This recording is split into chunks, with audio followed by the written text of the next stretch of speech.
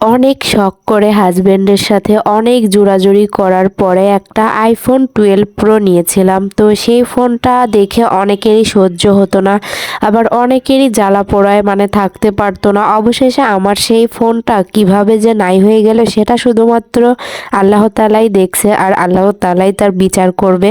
2-3 দিন আমার কোনোই কষ্ট হচ্ছিল না ফোনের জন্য, মনে হচ্ছিল ফোনটা কোথাও না কোথাও আছে। কিন্তু যতই দিন যাচ্ছে ফোনের জন্য আমার কষ্টের পরিমাণটা ঠিক ততই বেড়ে যাচ্ছে। তো রান্না বান্না করছিলাম আর হঠাৎ করেই হাজবেন্ড এসে বলল আজকে নাকি সে গরুর মাংস খাবে আর চিতই পিঠা খাবে। আর আমি যে চলে আসলাম যে মাংসের বাজারে, একদম গরু জবাই করছে একটু আগে, টাটকা টাটকা মাংস নিতে চলে আসলাম। আমি ভাবলাম যে মাংস নিয়ে গিয়ে একটু পোলাও করব আর মাংস রান্না করব, আর বাকিটুকু থাকলে সন্ধ্যার পরে গিয়ে আমরা চিতই পিঠা বানাবো আর ঝোল দিয়ে খাওয়া যাবে আর কি। আর দুপুরবেলা পোলাও আর মাংস খাবো। এই জন্য এই যে আমি একদম ওনাকে যেটুকু মাংস দিতে বললাম ওইটুকু মাংস আমাকে দিয়ে দিল কেটে, আর আমি এখন নিয়ে বাসার দিকে চলে যাচ্ছি। তবে আমার ফোনটা যে নেছে তার জন্য অনেক অনেক দোয়া রইল। সে যেন আমার ফোনটা বিক্রি করে এমন কোনো কাজ করতে পারে যেন সেটাই আল্লাহ তাকে ভালো করে এবং বরকত দেয়।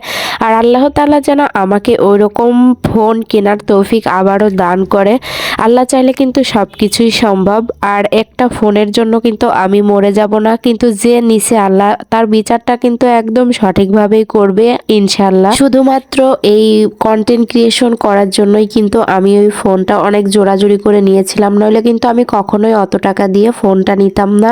আর আমার হাজবেন্ডও কিন্তু আমাকে সেই উদ্দেশ্য করেই ফোনটা কিনে দিয়েছিল। তো ফোনের ঋণ এখন পর্যন্ত পরিশোধ করতে পারেনি, আর আমার ফোনটাই চুরি হয়ে গেল। ফোনটা আমি 3 মাসও ব্যবহার করতে পারলাম না। এখন বুঝতেছি যে ওই ফোনটা না কিনে যদি একটা গহনা কিনতাম তাহলে অবশ্যই আমার সেই গহনাটা থেকে যেত।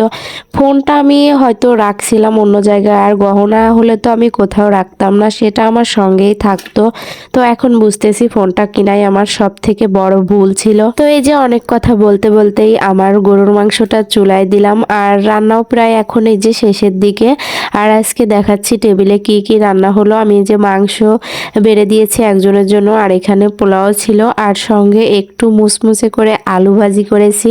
মানে শুধু এক তরকারি দিয়ে খাওয়া হয় না, এজন্য ভাবলাম যে একটু আলু ভাজি করে নিই। এজন্য যে সুন্দর করে মুসমুসে করে একটু আলু ভাজি করে নিয়েছি। আজকে সাদা ভাত রান্না করিনি, পোলাও রান্না করলে কিন্তু সবসময় সাদা ভাত রান্না করি। আজকে পিঠা বানাবো এই কারণে সাদা ভাত রান্না করছিলাম না, এজন্য আইটেম খুবই কম ছিল।